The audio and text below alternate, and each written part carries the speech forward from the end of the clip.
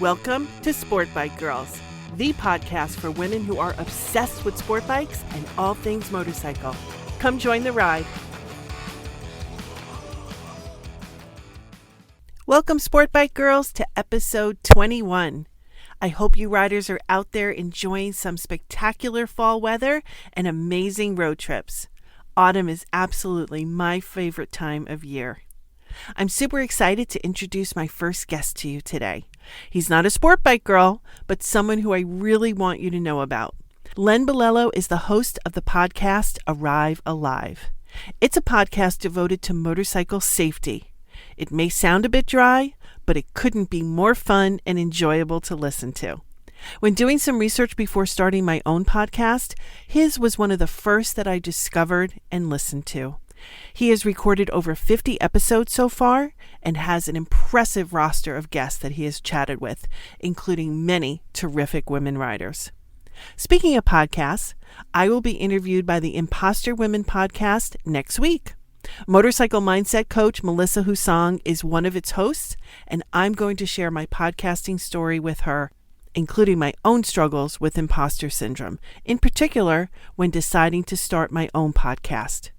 I almost talked myself out of starting it at all, and I'm very happy that I did not. Len has some terrific stories and advice to share with us all.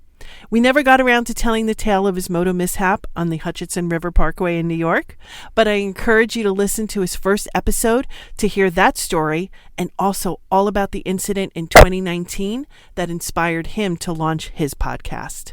And of course, the dozens of episodes to follow, all filled with great information.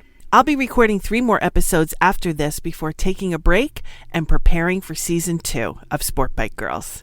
I'll soon be sharing all the details of my first private riding lessons coming up soon. I cannot wait. Please stay tuned.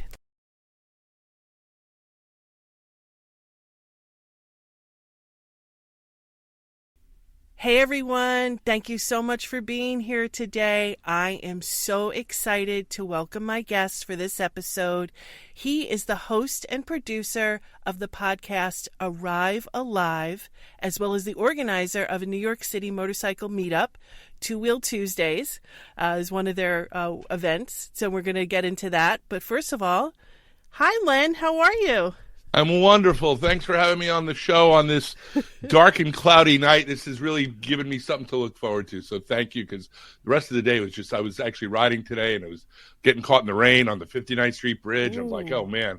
And then I was thinking about this. So you gave me something happy to think about. Thank you. It was a miserable day here. I was a little worried. We even lost our internet for a while. The wind has been howling all day. Oh my gosh, not a great riding day. And I want to tell you, just to start, your voice is amazing. Sure. I love it so much. It's so warm. It's so hypnotic. I just love it. You have the perfect podcast voice. You truly do. Oh, well, thank you very much there.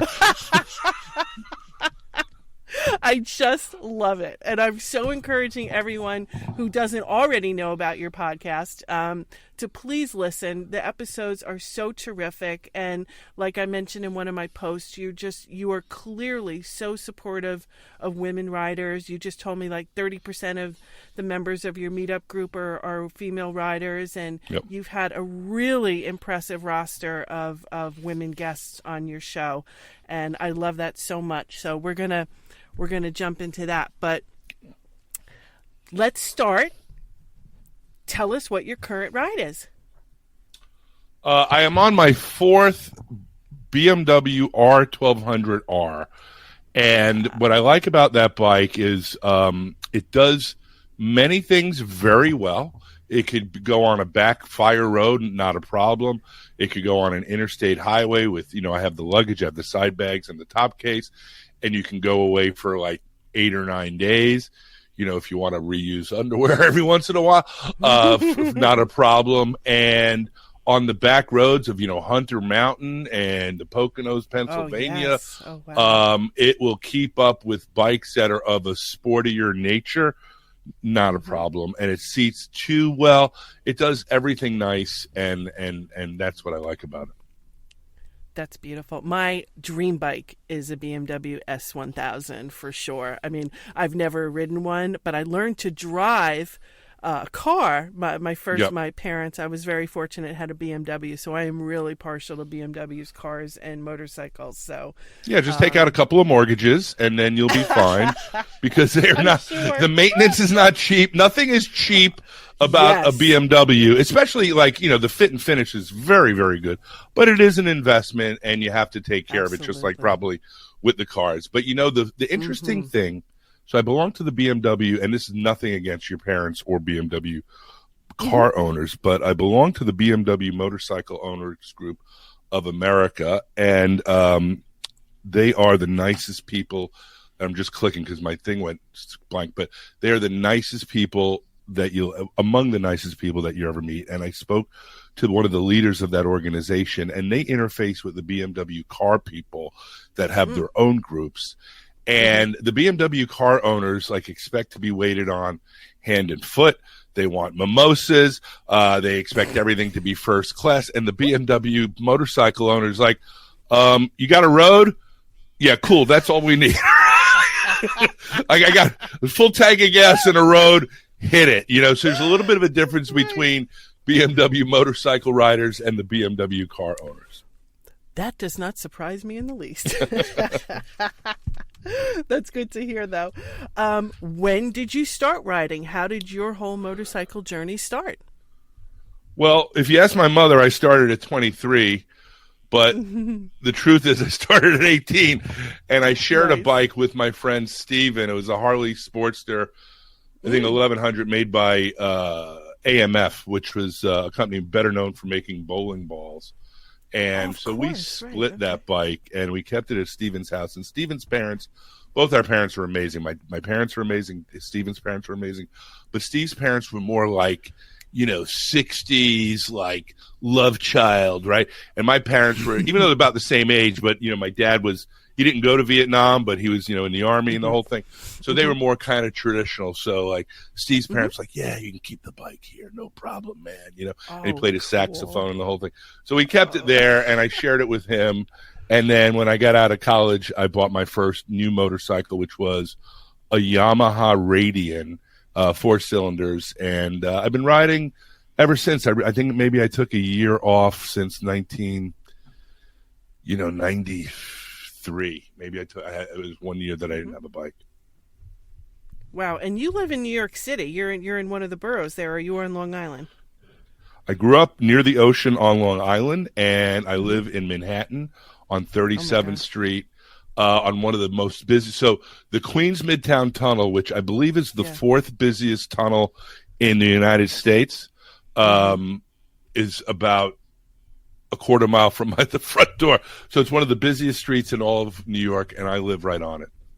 Wow. Yeah, I used to live on West 23rd Street, actually, a long, long time ago. Yeah. Oh, I almost got mugged on West 23rd Street, in the 90s. Yeah, it was dangerous back then. That's exactly when I was living there. Yeah, it was highly dangerous. Wow.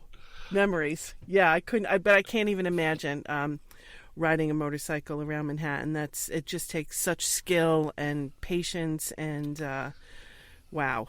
Yeah. So there's a couple of things about riding in the city. That's what, everybody says that to me. So the bad thing is, yes, you will be in an accident more often.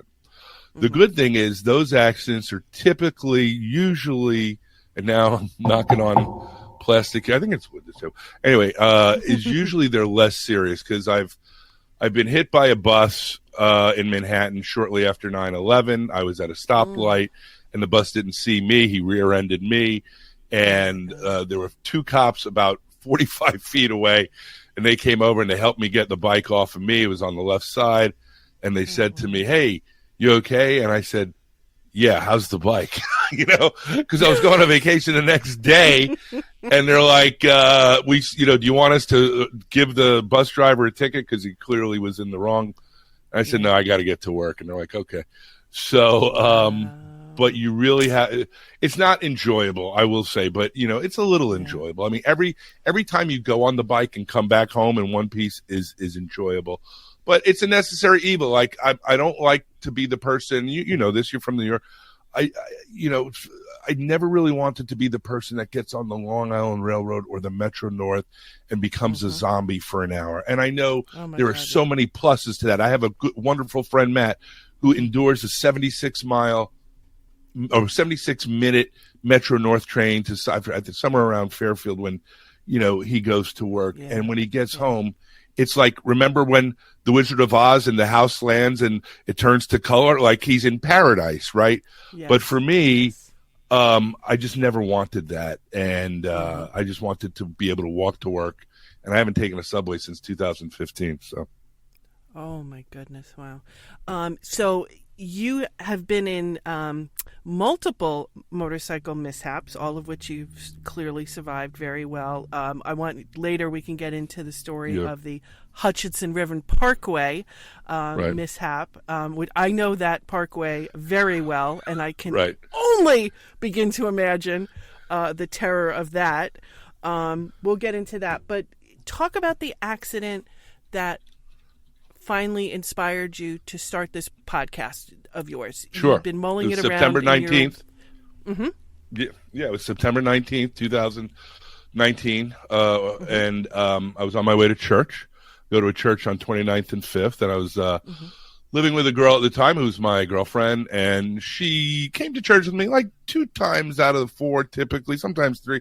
But for whatever reason, she wasn't feeling that great. So I go to the garage, I get the bike out, and I had just purchased from Revzilla or was it Scorpion? I think it was Scorpion. I think it was Scorpion pair of gloves from Revzilla. And at my church, it starts at 11 o'clock, but they have like the real seating at 11:15.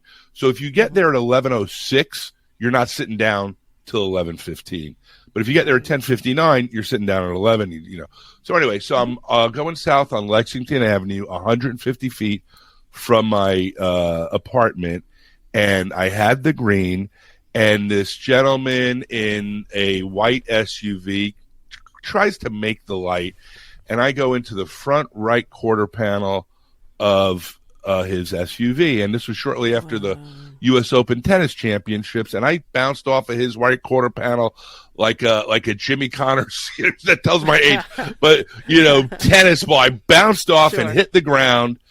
And I'm laying on the ground, and the bike is smoking, and there's like oil coming out of it. Wow. And he stopped, and his wife, was crying. And I got up, and you have so much energy and adrenaline in you, and I was like very upset. But the wife was crying. I said, "Why are you crying?" I said, "I got hit." She's like, "Oh, I thought you were gonna die." And I said, "Oh, thank you." Wow. So the paramedics came. They, I was actually ended up. The blessing was. It was an SUV. If it was a Toyota Camry, I would have went over the hood, and I would have went right into a 35-foot solid steel light pole, and I probably either would not be walking or not be talking to you. So I made it. I think I made it to church. Oh yeah. So I actually made it to church, and the woman who's like there and greets me every week, she's like, I said, "I'm sorry I'm late, but I was in a motorcycle accident." I have a pretty good sense of humor. And she's like, "Oh, Len, would you stop kidding around?" And I'm like, no, I really was in a motorcycle. Yeah. So, and then I told her the story. So anyway, and then I kind of said, how can I be a safer rider? I'm not an idiot. I'm an older guy, and I didn't want to be an MSF instructor because as much as I like people, I don't want to spend my weekends teaching schmucks how to ride a motorcycle, and I say That's that fair. Word, affectionately, That's right? Fair. Mm-hmm. Yeah. So I went to Fordham University in the Bronx for a couple of years before going to Syracuse, and I was on the radio there, and podcasting was just kind of starting, and I did some research on YouTube and Google and, all that stuff. So I said, let me start a podcast, and I just wanted it to go more than the average podcast. So I Googled, and the average podcast lasts 7 episodes. And next week I'll be recording my 55th. And it's been so fun, I can't even tell you.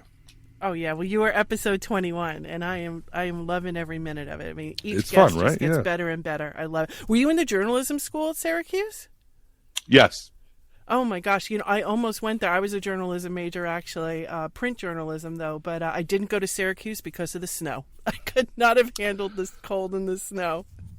Yeah, it's I had a motorcycle up there, and it would snow on Columbus Day weekend, and sometimes would Yeah, snow on graduation May 3rd. yeah, But that's but crazy up summers, there. man, summers up Hmm. there were amazing for bike rides and motorcycle Hmm. rides. And I would go there some summers. Now, where did you go to college? Down in D.C., American University. Oh, very nice. Yeah, I had some friends Yeah, down there. I loved it. That was a great, fun place to go to college. But I immediately came back to New York, like literally the day I graduated. Got it. I Oh, missed cool. it so much. That's where I wanted to live and work. So, I want to talk about your first episode of the podcast. It's short. It's so easily digestible, but you impart two really, really important tenets that kind of infuse and lay the foundation for all future episodes. You're introduced by your sister, by the way, which is just the sweetest thing. And I think in the subsequent episode, you're introduced by your daughter, which is just Right. adorable, too much. But before we get into that, you make mention of a place called Marcus Dairy. It's here in Danbury, Connecticut, which is where Yep. I'm living now. I'm aware of the significance of it, even though I never experienced it. Do you want to just briefly share with everyone what Marcus Dairy was all about? Yeah, Marcus Derry was a great argument to atheists to explain the existence of God, because because because it was truly paradise, right? It was like Fantasy Island every Sunday. So Right. it was 52 miles from my front door. It's like 70 miles from most of southern New England. Right. 70 miles from most parts of Jersey and Long Island, It was a and pilgrimage. It was a pilgrimage. yeah, and it'll take you an hour and Yeah. 15 minutes, right? It was a Sure. beautiful ride up there, and every Sunday there would be anywhere from 300 to 2,000 motorcyclists. Now, the 2,000 were these things called Super Sundays, where they would have like a carnival and, cotton candy and vendors. But the rest of them was just like, it was a diner. It was a diner, the greasiest diner in probably the Northeast. And the food was great. And they had these it was a dairy. So they had these milk processing plants from the old days, Yeah. from the 60s Yeah. and the 70s, when, you used to have a milkman, right? And Sure. but had the biggest parking lot, and every Sunday people would come from all over, and you'd get off your bike and you grab a bagel and a cup of coffee, and you'd say to somebody, "Hey, nice bike," and they would say to you, "Oh, that's a nice bike too," and then you just meet this is way before social media, right? I think Yeah. we did have Yeah. digital cameras towards the end, but in the Mhm. early '90s we didn't have digital cameras, and the people in Connecticut, there was no helmet law in Connecticut back then. So some of the, Still towards not. the end of the Still day. not. Yeah, right. Okay. Yeah. But it was great. You stayed there till about, you get there about 8:30. You stay there until about 11:30. And then 12 miles north, I think, was Golden's Falls. So we used to go to the waterfalls there, or there was an Yes. airport right next to it. And for $22, they would take you on like a 25-minute single engine airplane ride, and that was fun. No. And we didn't have to check into Twitter or Facebook or MySpace, and you'd come home and you'd watch the Jets or the Giants play, and it was a perfect Sunday. Oh my God. The Marcus Dairy Tower is Oh, still wow. there. You can see it off of 84. Right. And I grew up in Westchester. So, I mean, there was no going Right. to Danbury Fair Mall on a Sunday unless you would literally get stuck behind miles and miles of bikers on 84. So, yeah. So that was my experience of Marcus Dairy, but I know exactly what you're talking about. So, what I know safety is so important to you, and you've shared such incredible tips and advice to riders, new riders, experienced riders. I know you're very strong in education and just feel like you can never really be well trained and knowledgeable enough to protect yourself and make yourself a healthier, happier, better rider. I love that little tagline because that's just so perfect. Let's talk about safety. Why are motorcycle accidents and fatalities on the rise? Why are things Well, not they were getting getting better. It's a great but question. getting They were worse? getting better until COVID. For the accidents and fatalities had dropped for 15 years in a row for a number of reasons. Our population of the country and motorcyclists were aging. So all the all the bad riders had already died, number one. So we put them out of the way, right? So that was it. But it was really people were getting older and they weren't taking the chances that they used to. That was number one. Number two, the bikes, right? The bikes today, ABS, traction control, wet weather mode, dry mode, all that stuff. So that helps. The gear, we have, air vests, inflatable vests now. We have great gear. So then, COVID came around and people all of a sudden have a lot of time on their hands. And the people that were thinking about motorcycling, that probably shouldn't have, started motorcycling. And the people that had been out of the sport for a while wanted to get back on, and often on less than reliable and less than safe. Oh, I got this, Harley Electric Line from 2008. Let's see if it starts up type thing. So that was among the reasons. And then here in New York, and I'm sure other metropolitan areas, because there was not a lot of people on the road, people weren't working in the office, you had these roads that were empty, and a lot of younger motorcyclists, and even older too, on sport bikes, treated these cities as their own personal racetrack, and a lot of them died. So we are riding the most safe motorcycles with the safest gear during the most unsafe time, and it's not even COVID, because of things like texting, distracted driving, population of the cities getting bigger.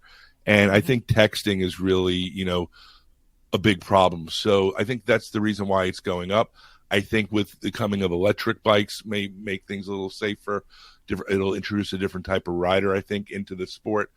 And I think we got maybe another year or two, maybe fatalities and accidents going up, but I hope they go down after that. Me as well. In the limited conversations I've had with people that I know here in Connecticut, younger people than me who are out there riding, I'm seeing a really disturbing lack of proper training. Some kids even riding without a motorcycle endorsement because they don't feel that they need to take an MSF course or any kind of professional training. Oh, my dad taught me, my brother taught me, my cousin showed me what to do. So they're out there riding with no endorsement, no correct training, and then couple that with, the cagers who are out there, like you said, speeding, distracted, and maybe not wearing, because helmets, we can talk about that, how valid and helpful are they in the long run, because I've heard arguments both ways. They'll definitely save your life. The doctor told me that if I had been wearing a helmet, I would have snapped my neck, so it was a good thing that I wasn't. So it's I don't know what lunatic doctor said that, but I mean I've heard the whole gamut. And Connecticut fatalities are through the roof. I mean, we're like record number fatalities for this season, both on side roads up in the country, in the northern part of the state, on 84, which is, just a nightmare with trucks and speeding cars and all that to begin with. What are the solutions? Like, what do we do? I mean, I'm a newbie. I don't even have my license yet. I haven't been out on the roads yet by myself. And I got to admit, I'm scared. I'm scared. Well, the time to be scared is when you're not scared. So don't be scared that you're not scared or being scared about being scared. But, that's a great, you make a great point. And, I know you and I talked or texted, and I'm not sure, if I was 24 today, if I would get involved in it, I still think I would. But what do we do? Well, you can't learn to ride by watching Dan the Fireman on YouTube, right? So you definitely need education and in real life education. And, I'm in the BMW Motorcycle Owners Group of America for a couple of reasons. Number one, first of all, it's the only magazine I get, right? And it's amazing. Number two, but that's not really the main reason, although it's good. Number two is it costs $90 a year. And if you take an accredited motorcycle safety course, in person, they reimburse you up to $250. So it's it's good for once a year. And then they also, and you don't have to have a BMW to be a part of that. So, how do we do it? I think it's in-person education. And you know what it is? We mentioned practice, right? Like my parents live on Long Island and they're 41 miles away from Manhattan. And I would say half the time that I leave to come back to the city, I'll go into the Long Island Railroad parking lot where there's nobody there, or I'll go to Jones Beach where they have these big parking lots, and I'll just practice. And there's a place here called Randall's Island, which is where Jesse Owens, broke a world record in the 40s before winning a gold medal in World War II. I had no idea. Oh, it's the biggest parking lot within 50 miles that nobody uses and nobody knows about and talks about. And now tomorrow, like after this goes live, I'm sure it'll be like and they have cones there because there's always like construction going on. So I lay out cones and I'll do figure eights and there's always like joggers because it's a big jogging area, but not in the parking lot. And you can get to know your tires, right? Get to know your steering, how that works, your brakes. If you have ABS, how to do it. If you don't have ABS, you got to brake a different way. So, if you play a musical instrument, right, you got to practice it. And this is an instrument, if you play the cello wrong, you're not going to die. But if you play your motorcycle wrong, you could die. So it makes sense to practice. For sure. That is superb advice. That really is. The more seat time, the better in all sorts of conditions. Yeah. But doing it alone, like where you're not going to hurt most likely yourself or other people in a parking lot is pretty terrific. You have had some amazing female guests on your show, and your very first guest was actually a woman who's an MSF instructor. You've had Brittany Morrow. You've had Alyssa Clickinger, who was my very first guest after reading her amazing book. Highlight a few of the others that you've talked to. You even did a month of love. I mean, come on. I mean, where you were like highlighting couples who either met through motorcycling or it's just the most freaking adorable thing ever. So thank you. Just share some of your favorite guests. Just give us some highlights of what you've learned, Well, it's funny, the month of love. So the month of love, I wanted, it was during Valentine's, so I wanted to find couples that each rode their own motorcycle. And in the heterosexual community, that was very hard. I had to look hard and long where, to find the guy and the woman that each had their bike, right? But in the LGBTQ plus community, it was easy as pie, right? So I had these two. That's amazing. Yeah, I had these two women, Jen and Katie, and they were engaged to be married. I think they just got married, and they met from the Sirens, right? From the Sirens. Club? Yeah, it's an all-girls motorcycle group. And I asked them, I said, do you have to be a lesbian to be in the group? And they said, no, but it helps. But about half of them. But what I learned from them is a sense of community and service. Their group delivers mother's milk to women that cannot, mothers that cannot produce enough or any breast milk. So they deliver mother's milk around the tri-state area on their motorcycle. And Monica Holmes, who's an MSF instructor, from her, I learned about the joy of teaching, and she's taught thousands of people, right? And and she said it's just like a regular teacher. You don't remember the good kids; you only remember the bad kids, right? Oh my God. And she remembers the people that either weren't that good or had a crash in class. But she'll be out. She tells me, like, I'll be out in a store and she'll be like, somebody say, "Hey, Monica, remember me? I took your course like 9 years ago." And she'll be like, "Not really, but how you doing?" And there's a woman who's co-hosted with me a couple of times, Jamie Chang. She's a local artist here, and she focuses on motorcycles, and she's from, Taiwan, sorry. And she's been in this country, I think, for maybe 10 or 15 years. And what I learned from her, which I never would have thought of, is she stays off the roads Friday, Saturday nights after 10 o'clock, because that's when the most drunk drivers are out there. And from her I also learned courage. Jamie is probably, I think she's like 5'8" and maybe 120 pounds soaking wet. She's got a big dual purpose bike. It's not that big, but it's big for her. And during a snowstorm, she's really into art, and she wanted to see this exhibit at I think the Metropolitan or some major museum. And it was the last day of the exhibit. It was 37 degrees and the roads were slushy. And she drove 14 miles each direction in the snow very carefully, to do that. From Brittany, the road rash queen, right? Brittany Morrow at age 21 lost 57% of the skin on her body. Yeah. And from her, I learned, number one, as soon as I got off the phone with her, I went on to Revzilla and bought the best pair of abrasion-resistant pants I could find. Oh my gosh. But number two is something you don't always think about is your family. And her biggest regret was that it wasn't for her pain and suffering, but it was for the pain and suffering of her family who had to take care of her and support her for months after losing, almost 60% of the skin on her body. And then also had Trudy Hardy on. She's this chief marketing officer for BMW motorcycles for North, South, and Central America.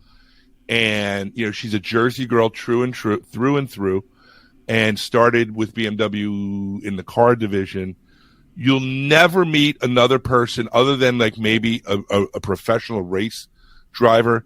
But other than that, you'll never meet another person that has more helmets than Trudy Hardy has. She's got like 12 beautiful helmets on her wall. Oh, nice. But she also talked about introducing her son into the sport, where they would buy small motorcycles when he was like very young and use like a governor to control the speed. So, and even from Elisa Klickinger, sounds silly, but she taught me, man, your brain thinks differently when it needs hydration. So, now before any ride that's going to be more than 20 or 30 minutes, I always make sure I am so hydrated, because you'll have more brain acuity. Wow. I'm trying to think. Oh, and Elisa Bennett, the Ducati woman who I think you promoted.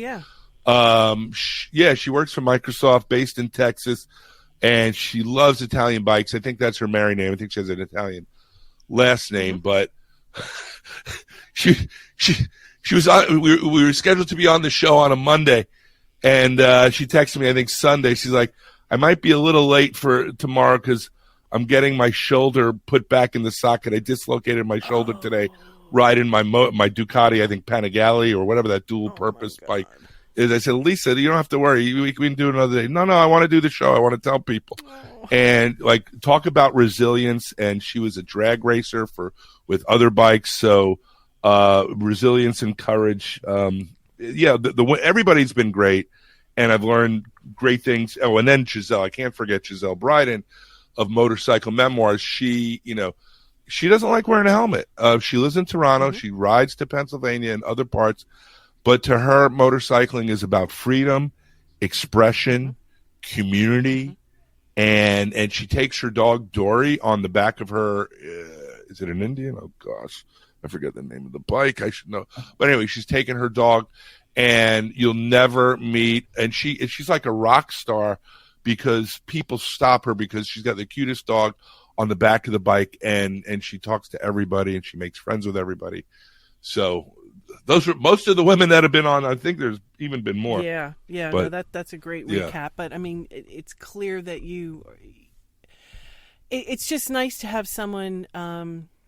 And a man in particular, to validate these experiences and opinions and just recognize what they have to offer to the sport and just how it affects their lives, all the positivity that it's brought to them, and it's a really nice thing to see, and I appreciate it. And like I said earlier, your podcast was really one of the inspirations for me to start mine. I wanted to share my personal journey and make women feel that, this is something I wanted to do for 30 years and it's time to hold myself accountable. Wow. And, and I want to encourage other women. Who cares if you're in your 50s or your 40s or even your 60s? You can do this if you want to, and you're willing to devote the time to learning and training. You can do this. So, thank you for... Absolutely. Plus, your best years are behind you, so if something happens, who cares, right? If you're 22, you got the whole life ahead of you, but if you wipe out now, who cares? You go to the pearly gates, everything's fine. You are right? so right. Totally. No, I even said to my sons, I was like, look, if I die know that your mom died happy. And you know what? I have life insurance, so you're fine, okay? You're going to be just fine, okay? That is hilarious. Oh, my God. Tell us about your motorcycle meetup group that you started. Where do you meet? How many people come? What do you guys do? Yeah, it's really fun. There's a gentleman named Shmuel from Israel, but he lives down here in New York, and he's been here for a number of years. So I help him promote it. So I run the Two Wheel Tuesday. If you go to meetup.com and you're in the New York area, we welcome anybody on two wheels and even roller skaters. But it's 90% motorcyclists. So we meet every Tuesday. 70% of the time it's somewhere in Brooklyn, but sometimes it's in Manhattan. And there are people, New York is such a diverse place, and our motorcycle meetup community represents that diversity to no end. We have black, white, Hispanic, we have executives, we have blue collar workers, we have a lot of social workers, believe it or not. So many social workers ride motorcycles, and I ask them, why do you do it? And they're like, you know what? Our job is so stressful that this helps us, they're dealing with so much stuff, right? But yeah, we'll get anywhere from 350 to 800, depending on where we are. And, it's not a ride per se. It's just a meetup. You meet there, and we have a taco truck. Sometimes we'll, have a DJ or just play some music. And you just, as they say on Long Island, we would just kvetch and make nice with people, and they'll talk and how you do it. And you meet a lot of friends, and you learn about people. And it's funny because I work at a WeWork, and this woman who I see at the motorcycle meetup, often, she's got her bike, she's got her motorcycle clothes on. And a few weeks ago in my office, this woman is walking down the hallway, and she says, "Hey, Len," and she looked familiar, but I'm like, "Who the heck are you?" And she had a helmet in her right hand. She's like, holds up the helmet. And I'm like, "Oh, what's up?" And I just had not seen her, without motorcycle. She was like looking very corporate, she's like a project manager. Sure. Yeah. And, with her helmet. So it was cool. That's amazing. Yeah, with her helmet. And she rode her bike there. So it was great. That is so great. So to get out of the city, what are some of your dream rides? Do you go out to Long Island? Do you go upstate, the Catskills? Where do you like to ride when you got the free time, like on the weekends or you're not working? Yeah. Ocean Parkway is a road along the Atlantic Ocean where on the right side, if you're going east, you have the Atlantic Ocean, and on your left side, sometimes you'll have the bay or Jones Beach or other smaller beaches. And it's like 37 miles. It's as flat as a pool table. You can see forever, so you can see cops. And if you ever want to test out the top speed of your motorcycle, you can absolutely do it there. And the smell, right? Like if I wasn't doing my job now, I would be the person at the perfume companies or the after cologne companies that makes colognes, because my sense of smell is amazing. And the smell of the ocean is just wonderful. So that's a great road. Agree. And then, Bear Mountain is okay, but it's like everybody goes there. So the Pocono Mountains are not far. Upstate, the Catskill Mountains are great. You have Harriman State Park. You have I'm going to Vermont this weekend with some friends. So anywhere like that. And I've been fortunate enough. I've been to every state east of the Mississippi on my motorcycle, and some even west on rented motorcycles. And anywhere you meet. I like to saddle up and go away for 4 to 8 days and just have nowhere to go, and just you stop at 5 o'clock and you find a room and you just kind of hang out in town and you talk to people. That is wonderful. I grew up spending my summers, most of them anyway, out on Montauk. So I am really hoping to get up the skills by next summer to be able to make that trip out to Montauk Point. We'll make it. I'll take it. Yeah. I mean, it's a fairly easy ride. Yeah. I'll try to slow down for you, but Please, got to take that LIE. That's the scary part. So what kind of bike do you want to buy? I mean, you've been asking me all these questions, but like what bike do you think you're going to start on? I'm in my mind right now, I'm thinking either a Gixxer or maybe a Ninja, but I'm still kind of sitting on you need medication. You need you need to be medicated. A Gixxer? How tall are you? I'm almost 5'10". Okay, so you're tall.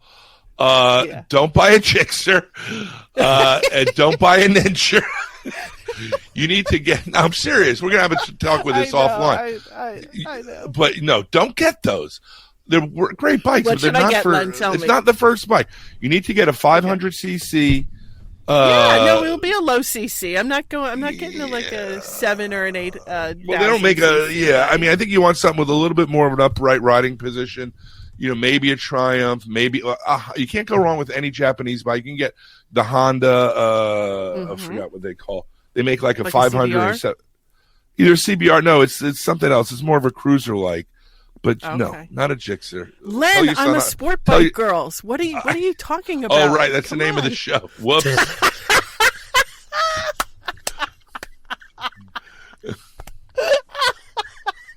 Well, you can still ride those things sporty, right? You can be sportish. I'm dying. Oh my gosh!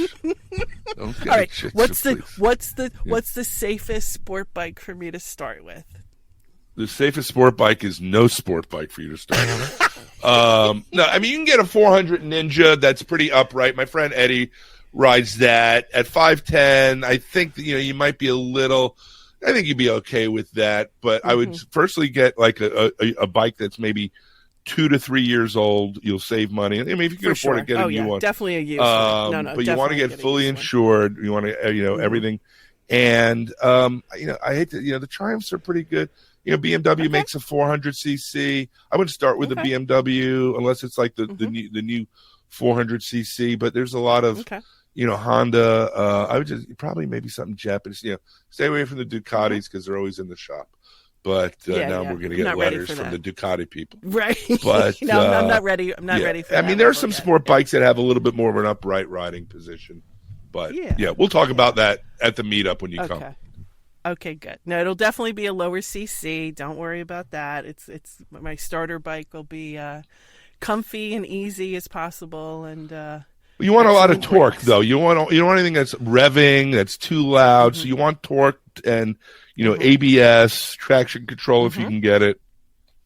And you're up in Connecticut, so I mean, there's a lot of good dealers up there. You'll be able to find something. Yeah. How about out of the country? Anywhere? Would you go to Italy? Would you go anywhere else in Europe? Anywhere else you'd want to ride a dream ride, rent a bike? Well, that's a great question because I'm on this Facebook group for BMW R1200R owners, and I go outside of my apartment and, there's no homeless people, thankfully, but that's a problem here. But, I see like brick and cement and trash and, traffic. And there's this guy that lives like about 100 meters from like the best road in the Alps of Germany. And he's always posting photos of him and his bike in the Alps. I'm like, how far did you ride to, and his English is pretty broken. He's like, oh, it is 2 kilometers from my house. I'm like, I hate you. Exactly. But I would, maybe anywhere in Europe. I have a daughter that I think will be riding when she gets a little bit older. She's 18, and that's a whole nother topic for another day. But I struggle with, it's like, did you go to the circus as a kid? Like Barnum and Bailey? Like, did your parents take you to the circus? Oh, absolutely. Yeah. Absolutely. Madison Square Garden. Yeah. Sure. And we used to go too. My parents, we take the train. And I'll never forget, it's weird the things that you remember, but on Channel 11, which was like the independent channel here, they interviewed like, Victor Zalenda of the Flying Walendas, right? And, and he talked about how much he loved the trapeze and, how he grew up as a boy doing the trapeze. And the reporter said to him, oh, great. So do you want are your kids going to follow in your footsteps? And he said, no, it's too dangerous, and it's really like, wow. It's, and it's really the truth. It's like you struggle. Everybody I know, I mean, if I had to pick 50 people that I know that ride, I would say 48 of them have been either down or in an accident. And so the odds are against you. And it's something you have to think about for your kids. So if my daughter, she'll be done with college in a couple of years, we'll have that conversation. But by that time, maybe a Vespa or a scooter or something like that. But she really, loves it. And she loves being on the back. So we'll see. Oh, what a great! But I totally get the safety issue there. Of course, you're always worried about your child's safety. But what a beautiful thing if you guys could share that together. That'd be pretty spectacular. It would be. We'll see. Yeah. Yeah. Oh my gosh, Len, thank you so much for your time. I so enjoyed our conversation. I know my listeners will as well, and I highly recommend. Are you on? Can we find you on other places besides Spotify? Oh, yeah. Well, if you go to arrivealivepodcast.com, we just made a new website, so you can listen there, and we're on iTunes, Spotify, Spreaker, Stitcher, Google Podcasts. So we're on all those things. And if Perfect. I am allowed, one of the companies that support me is Markel Motorcycle Insurance. If that's okay, you can always edit this out. Oh, but please. They have, no, go ahead. They have supported me for the last 2 years. They give us some financial help, which is greatly needed because it's not cheap or easy to do this. And they're my motorcycle insurance company. So I wouldn't really be affiliated with anybody that, was not a good company. I'm not saying the other companies out there are not good, but I know firsthand, I've had a bunch of accidents and I've had 2 bikes totaled and that's a big thing too. It's like you want to make sure you have the right insurance and get the right, and this is not a commercial, whatever insurance, because a lot of people have Geico and they get a discount but make sure you have the right insurance. Like my last bike got totaled and the guy, the person that I was on the phone with said, "Oh, do you want accessory insurance?" I'm like, "What's that?" He's like, "Well, it covers the stuff that was on the bike that you didn't buy, and it's only like another $40 a year." And I said, "Sure." And sure enough, that $40 turned into $2,000 because I had $2,000 worth of accessories, the aftermarket pipe and some other things. But I wouldn't have known that if he wouldn't have suggested it to me. So, it's very important. Life insurance, bike insurance, whatever it is. So a big thank you to those folks for helping me out. Oh, thank you for sharing that. That is really great to know, and that's definitely a serious consideration when people start riding. Yeah, you have to be insured. At any level you can afford, but obviously taking advantage of those kind of add-on riders is absolutely that paid off beautifully for you. So, and they give you, all the companies give you discounts. So they give you discounts for multiple bikes, safe driver discount, all that stuff. And whoever you go to, just make sure that you tell them all the things that you have, whether, the training, whatever. If you're a homeowner, if you're married, you get, discounts. So always look at, always ask, like, what are the discounts am I eligible for? And if you, are with a good company like Markel or others, they should be able to tell you. Fantastic. All righty. Len, you are so filled with amazing advice and information. Thank you so much. We appreciate your time. When's your next episode coming out? The next episode is next week. We have a gentleman from a company called 8-Ball Tires, and what they do. He knows everything about tires. So we're going to do, like we just did the rain riding episode. So we're going to do the tire episode. So he's got a company that he's just starting. One thing, there's like certain things people talk about in the motorcycle community. And one of them is after like, hey, my bike just got stolen. It's like, hey man, I need new tires. I go to the dealership and they want to like rake me over the coals and I can't find somebody to do the tires. So he's like this startup where they deliver tires and mount and install tires on your bike while you wait. Don't quote me on that, but wait for the next one. But I think that's what he does. And then we have some people from a very interesting company called Kickstands Up, and they aim to be kind of like the Eventbrite for the motorcycle community where you can actually find almost like Meetup, but I think they're more, I have to actually find out more, but I think they are, it's Meetup is geared to everybody. Kickstands Up, which I think is launching soon, is going to be geared just to the motorcycle community to find, events, races, rallies, riding partners, all that stuff. So they're going to be on the show. That's phenomenal. That's phenomenal. I can't wait. Oh, that's going to be amazing. Yeah. So please, everyone, subscribe, like, follow Arrive Alive podcast. It's amazing. Len, thank you so much. I could literally talk to you for hours, and I'm definitely coming to one of your meetups. I promise. I'm awesome. So excited. All right. I want to meet all your friends and meet you. Thanks So again. thank Good you night. again. Okay, thanks, Len. Bye-bye. Bye. That's all for today. Thank you so much for being here. Please follow me on Instagram and Twitter at Sportbikegrrls for a complete schedule of all upcoming episodes, as well as more information about all of my amazing guests. Have a great day.